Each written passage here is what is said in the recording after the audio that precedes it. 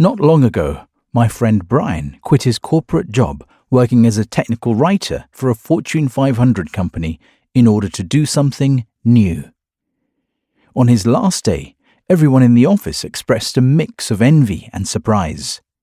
They couldn't believe he was leaving, that he was making such a big jump. But the truth is, Brian had been planning this moment for 10 years. Take a long, hard look at many of the business books on your shelf. Listen to a self-help guru wax nostalgic on her own career story, or visit with an old college friend who's done really well for himself. And you'll likely hear the same phrase over and over. I took the leap. This is the phrase we love to repeat when talking about success.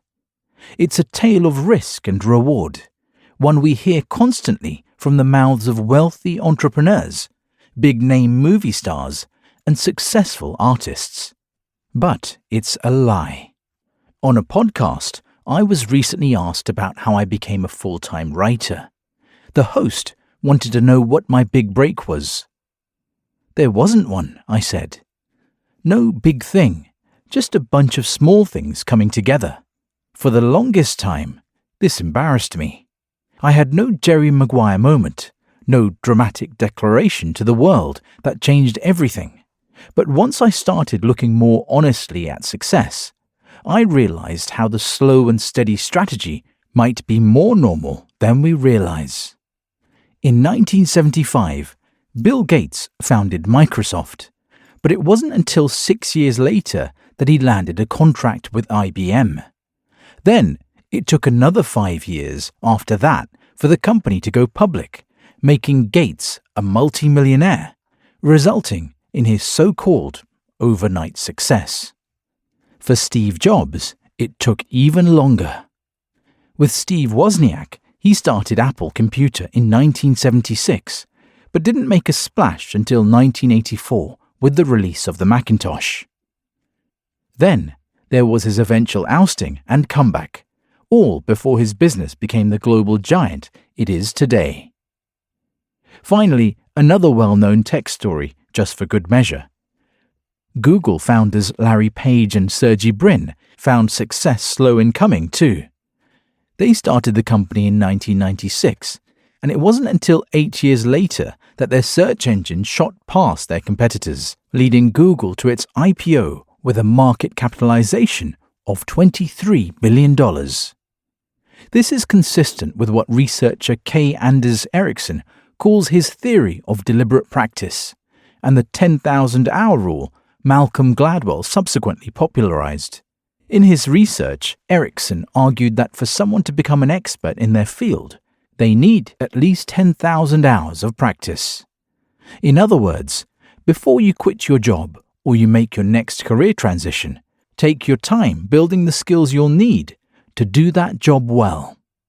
Yet these days, perhaps more than ever with the relentless rise of breakout tech startups and the ease of starting an online business, we're still obsessed with the leap. Why? Because that seems to be what we're seeing all around us.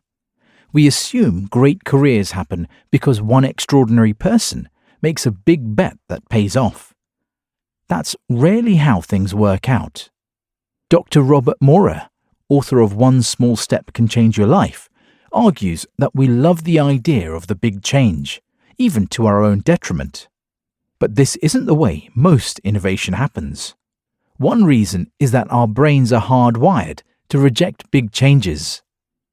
In an interview, he explains that the brain responds to big challenges by triggering the amygdala, the fear center in the brain. If the challenge is perceived as too great, if the person stumbles, the fear becomes crippling and the person gives up, often with despair or self-criticism. If the steps are small, the fear mechanism is quiet and the brain develops new habits from the repetition of small steps. Maurer advocates using Kaizen, the Japanese process of continuous, gradual improvement. Instead of simply trying to lose weight, work out for 5 minutes one day, then 10, then 15, and so on. Repeat until you've built a healthy habit. Over time, something small can turn into something large and sustainable. As Aristotle famously remarked, we are what we repeatedly do. Excellence, then, is not an act, but a habit. If you do something long enough, anything really, it becomes habitual. So how can you put Maura's advice into practice? First, start small. Really small. Most people think that in order to start something great, they've got to go big. But that's not true. Every day, people pursuing their dreams make this mistake. They shoot for the moon without taking the first step, and as a result, they fail. Second, build the habit over time. Everything from yoga to auto mechanics takes practice. And the more you work at it, the more effortless it will become. Habits make everything easier and each of us better. Finally, keep in mind that as you build your new skill, you increase demand for it.